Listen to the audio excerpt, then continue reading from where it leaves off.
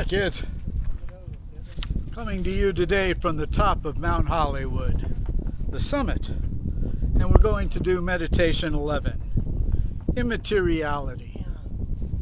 A wheel may have 30 spokes, but its usefulness lies in the empty hub. A jar is formed from clay, but its usefulness lies in the empty center. A room is made from 4 walls, but its usefulness lies in the space between. Matter is necessary to give form, but the value of reality lies in its immateriality.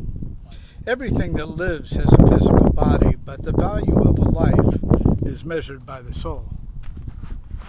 Behind us here, we have the San Fernando Valley, which has no soul. Never has. Oh, I'm just kidding. People in the San Fernando Valley, you're way too serious. And from Dwight, a wheel is fashioned from spokes, yet it is the emptiness at its hub which allows it to function. A bowl is molded from clay, yet it is the hollow at its center which allows it to be used. A house is structured from timber and stone, yet it is the empty space within which affords it its value.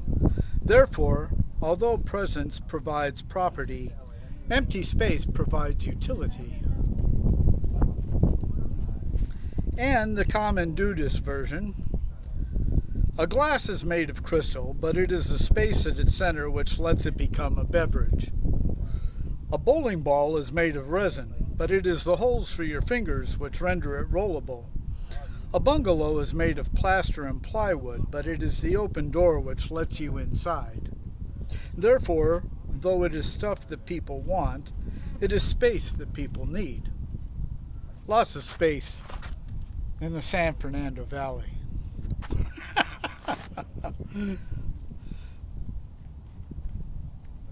So what's all that about?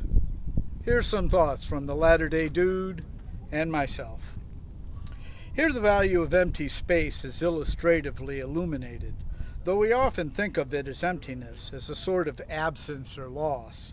It is very often suggests exactly the opposite, a great wealth of richness, potential, and efficacy.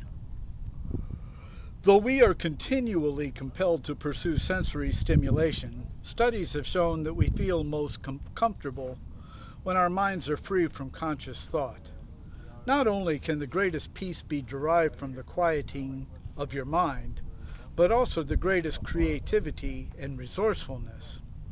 It's no wonder that the dude is the only character in the movie who can figure out what's going on.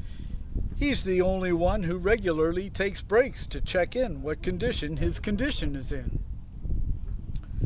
In figuring out how all the strands in his head can beneficially be tied together, the world views he weaves are not only fabulous, but highly functional as well. Peace and long life. From Hollywood.